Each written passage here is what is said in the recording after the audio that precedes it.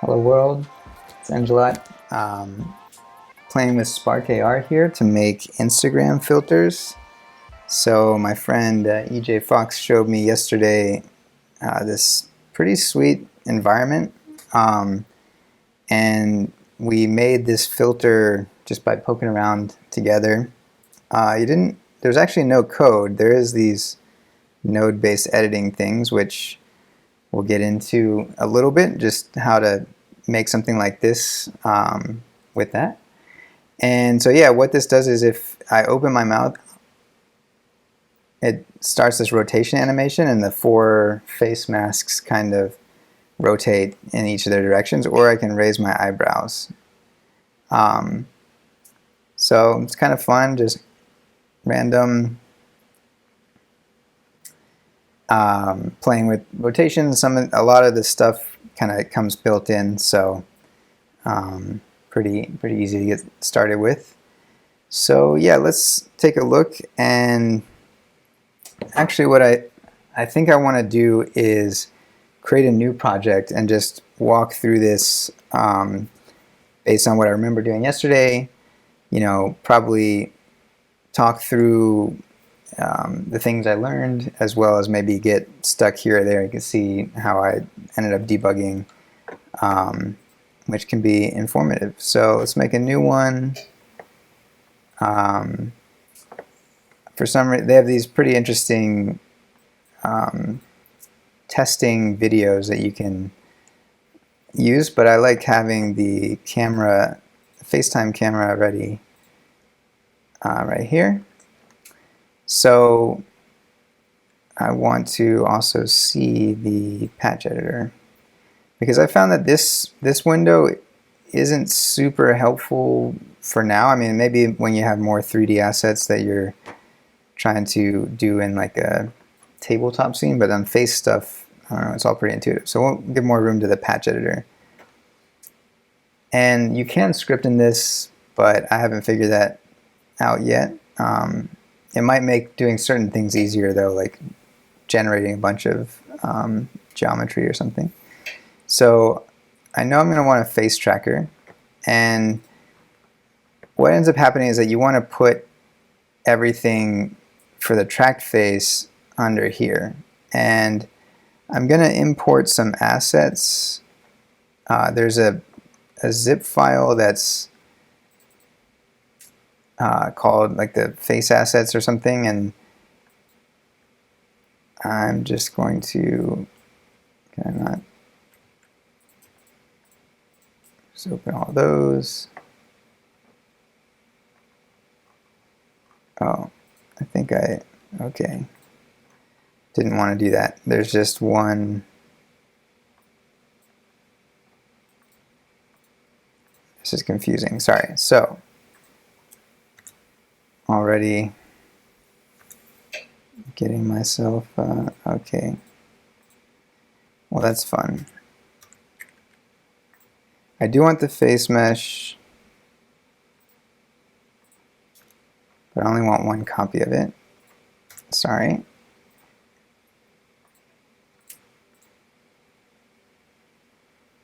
So, what do we have here? We have a face mesh. I'm going to put one under the face tracker. And so now you see how there's a blob thing on my face. Let's play with it. So the material that it uses is being shaded flat. If I do standard, you see sort of this mask that is on top of me. You can do a bunch of different things. Face paint, just sort of whatever it renders, it paints it on my face. Let's do standard for now.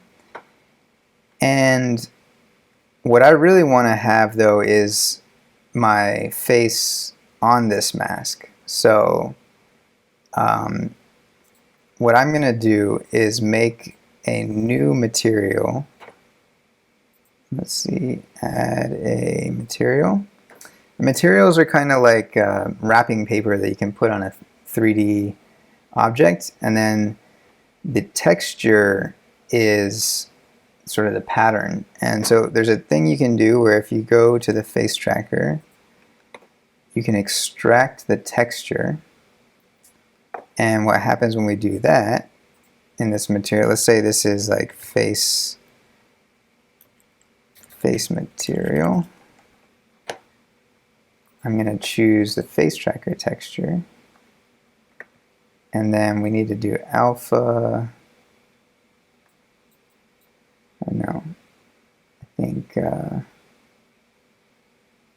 this alpha. Oh, we want to render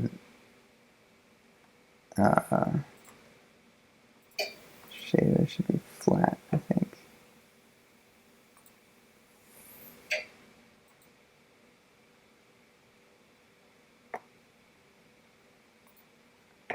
I want to extract this.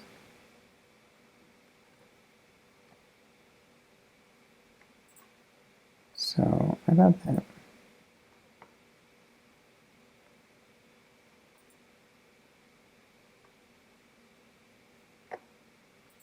Oh, right, we're not using the material. So we go here, and this is using the default material. So we have to choose the material.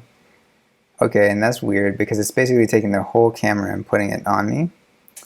But what I really wanted was this face tracker texture.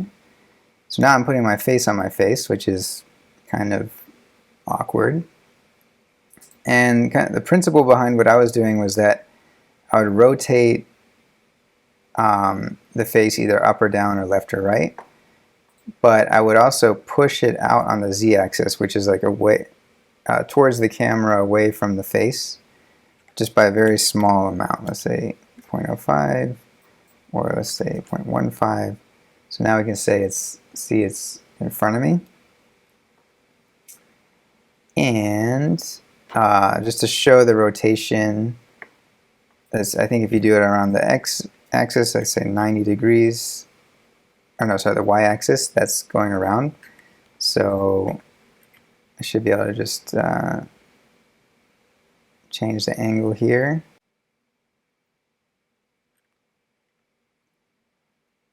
All right. And then, so I don't want to have to do that manually here, of course.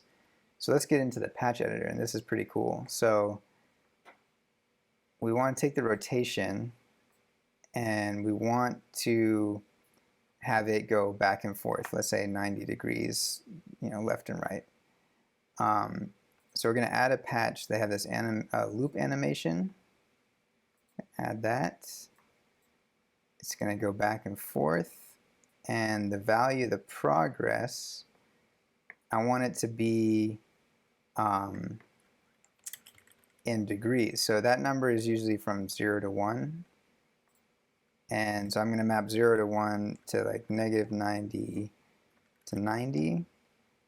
And I want to get that into the y value, but I can't hook it up directly here because that needs to have 3 values go into it. So we say pack, and I'll put it into the y value, get rid of the x value, and then put that there. So now it's bouncing back and forth, rotating. And let's slow it down a little bit so it's not as spastic. And I'll bring this back. Oops, that's too close to my face. 0.1. Oh, maybe the 0.15 was sufficient. The other thing I did was I didn't want to see all this extra side stuff.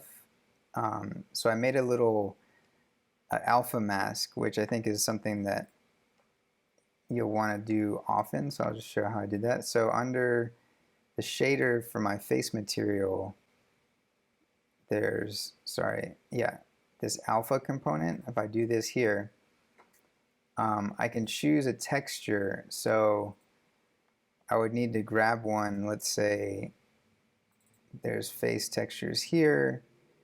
And they have a face mesh mask here. But it's actually just, I'll show you what it looks like. It's just a white circle on a transparent thing. So that's why it's making me kind of blurry. But I want to cut myself out. So what I'm actually going to do is take one of these weird faces here and make a copy. And then I'm just going to draw a rectangle. Let's see, I should be able to draw white rectangle with clear borders. And I'm going to cover sort of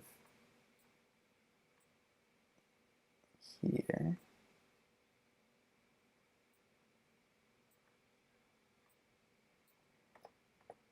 And then I'm just going to delete the background part. Or maybe I can just copy this.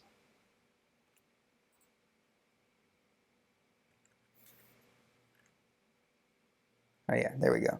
So now I have a white rectangle. I'm going to save this as, I don't know, rectangle mask. I'm going to put it in my Spark AR folder. Save it there. So I'm going to import, and because it's just a PNG file, it should show up as a texture here. And when I take this, I can now use my rectangle mask. So now we're using a cutout of my face. And then you just basically make 4 of these face meshes, and you can hook them up and hook this number up to different X, Y, or Z. And it rotates each one. So that's kind of the key to it. I have some more ideas about playing with the texture, the masking texture. I want to grab eyes, maybe play with particles, have some fun with it. But I figured I would just try making this video showing how pretty straightforward this is if you know where to click and some of the essential concepts. All right, so see you next time.